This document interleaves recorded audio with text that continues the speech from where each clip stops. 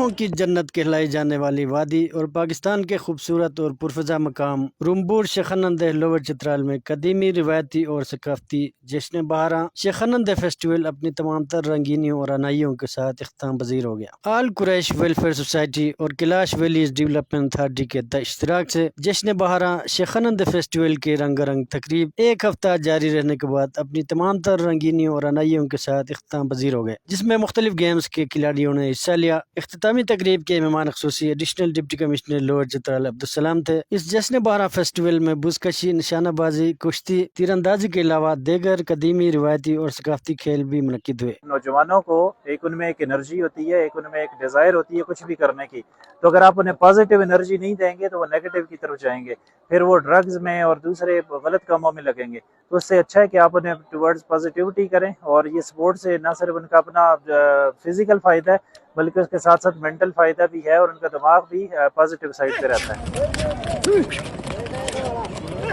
یہ ماوس کیا ہوگا نہیں ہم آج اس پروگرام کو منعقد کرنے کا مقصد صرف ہے کہ ہم ان کے اوپر فوکس کریں، ان کو پروموٹ کریں کہ جو روایتی کھیل ہیں، بزکشی، تیر اندازی ہے اور دیگر ہمارے روایتی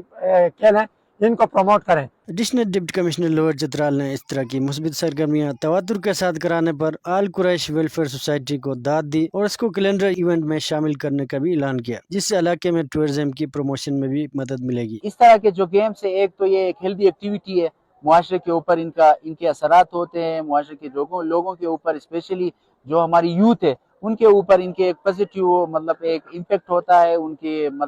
فزیکل ہیلتھ پہ، ان کی مینٹل ہیلتھ پہ۔ اور دوسری بات یہ کہ ایسے ایونٹس ہونے چاہیے کہ جس کی وجہ سے جو ہماری ریپڈلی جو وقت کے ساتھ جو ہماری چیزیں ڈیولپمنٹ کے ساتھ ساتھ